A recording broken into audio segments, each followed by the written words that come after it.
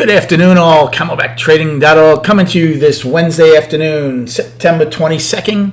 We are looking at Window Traders Market Profile of the SPY, IWMN triple Qs. And even though it was another good volatile day, for the most part, after the Fed's announcement and during the press conference, we basically stayed inside the day's range. We did take it out by about 45-50 cents, but for the most part, came back in. Let's go over the other ones first, and we'll talk about what happened in ES and SPY.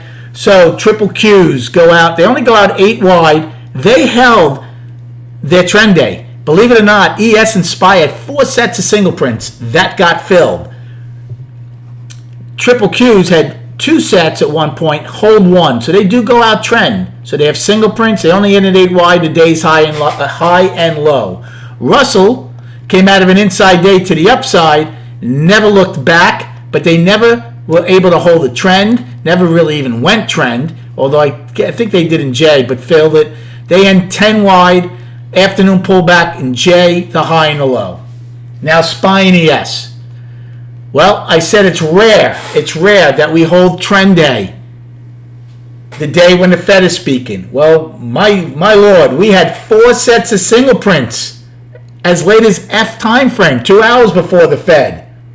And then finally, some of those week longs started giving it up in G, H, I. We took back 2 sets of 2 sets, actually 3 sets we took back. And then finally, after the Fed spoke, they took back the last one. But incredibly, I talk about that lowest accepted price.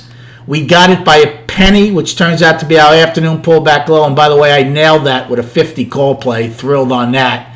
Had a really good day overall. One quick note. Today's low in SPY is 435.07. They have a wrong one. It's not 433.75. Today's low is 435.07. I have to change it on the chart after the video. We end with the afternoon pullback, 9 wide, up at G's low, and then the day's high and low. We ate away a lot of that gap, but the gap is still holding. So what fueled this rally A through E? Well, quite simply, it was short covering for the most part, because the market's been short the last 8 or 9 days, and they knew the Fed was going to talk, and they weren't getting much of it. They didn't get any, right? Look what happened yesterday. We talk about this all the time. Just like I said in the video this morning. They push, and then look where we open today. And they get really hurt. And then this push is the short from not just last night only, but from the last 8 or 9 days. And momentum buying. But they couldn't hold it. Now, I had a really good day. We'll go over it. Actually, my only loss of the day was in the first time frame, in A period. Took a small short. Was doing it basically against F's high. No, actually, that was not the one I took. I wanted to take it against F's high. When we first went up, I didn't. When it went back down, I took it below the opening, and then we went back above the opening, took it off. I'm like, that's it. I'm not going to get involved with that game.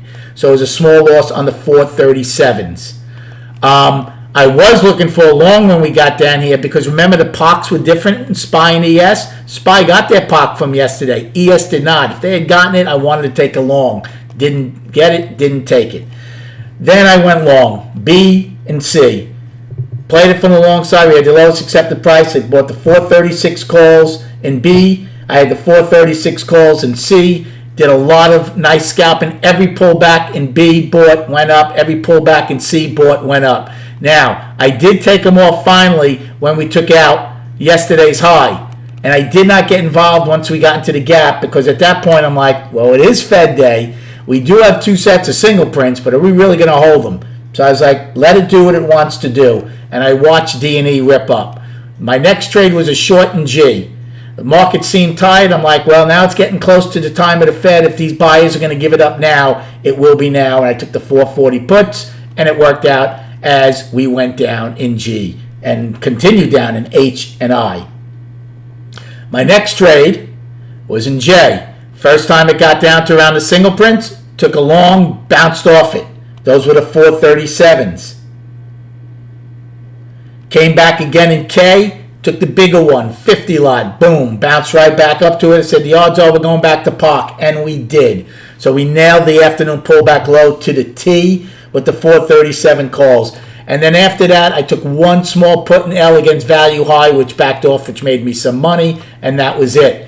Now, I said I usually don't trade during the Fed, and I usually don't. I can assure you, I took these at very visual areas.